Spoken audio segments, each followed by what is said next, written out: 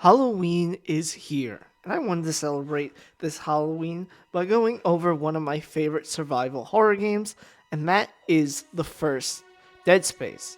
And I'm going to be talking about the remake specifically in this video. At first, I was skeptical when they announced the remake because I thought the original Dead Space, released in 2008, still holds up to this day.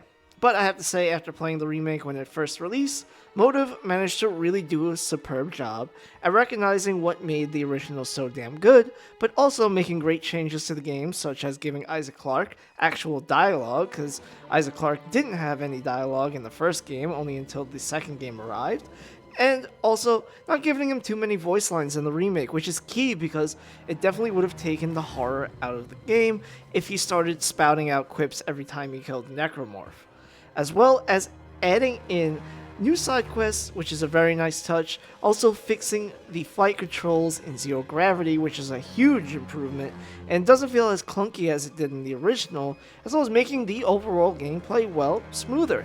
And speaking of smoother, the fact that the levels aren't broken up with Isaac taking a tram ride to his next destination at the end of each level is a great touch as well, even though that was implemented in the original game as a subtle way for the devs to load in that next level. But overall, in the remake, they made the levels intertwine really well with each other and making everything, just as smooth as possible in the remake.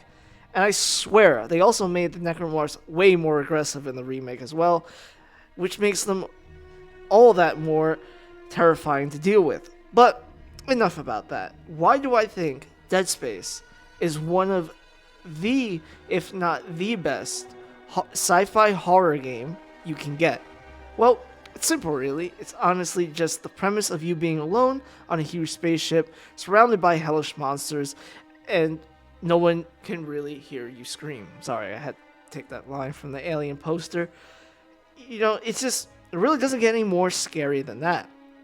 Plus, throughout the game, you learn the reason why this is happening, or this had happened to the crew of the Ishimura. And it's due to the works of some crazed cult that believes that being a necromorph is the peak of humanity. No thanks. And not to mention, throughout the whole story, you're trying to find your lover, Nicole. And by the end of it, let's just say you and her had seen better days. But all of this culminates into one of the best sci-fi horror games you'll ever have the pleasure of playing. And the setting is just perfect for that Halloween type vibe. But, most importantly, it plays pretty damn well too. And it's one of the first survival horror games, apart from the original Resident Evil 4, that used that whole third-person over-the-shoulder camera angle, and it's one of the games that really made that third-person over-the-shoulder camera angle so popular in the survival horror genre, once again, apart from Resident Evil 4. And this is truly something special, and replaying it, I'm always in awe of just, how immersive it is. Everything from the fact that you can tell how much health your character has and how much stasis you have by simply looking on Isaac Clarke's back. The fact that every menu is a screen that pops up on your rig system, or when you go to a store or the various workbenches along the spaceship, the menus pop up and they feel like, they're part of that thing you just interacted with. And what is also pretty cool is the fact that whenever you start up the game again, it just starts right back up where you left off, or your last save at your last save station, right after you load in, so it's kind of hard not to just get immersed in this fucked up world around you. And being a survival horror game, you do have some weapons at your disposal, but instead of them being the standard ones like a pistol, a shotgun, you actually have unique weapons to the universe, like the Ripper gun, which shoots saw blades, flamethrower, which is pretty unique because it fires nice little burst sometimes, depending on your alternate fire, and a gravity gun, which I think is the coolest gun.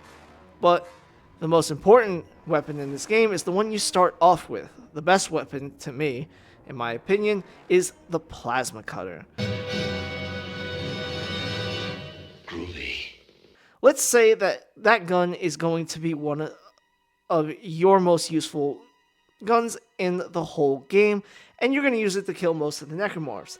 I love that gun so much, in fact, that I always try to use the plasma cutter on my first playthrough. And another thing is the remake added, well, some unique upgrades for all the weapons, like, as for instance, flame rounds on the plasma cutter.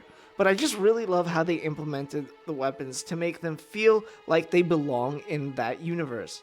But truly, everything about Dead Space is just very special and really well thought out when it comes to the design and the gameplay, with a very interesting setting and a story that keeps you hooked until the very end, which is why I always recommend it for anyone that hasn't played it or someone that's looking to replay it again.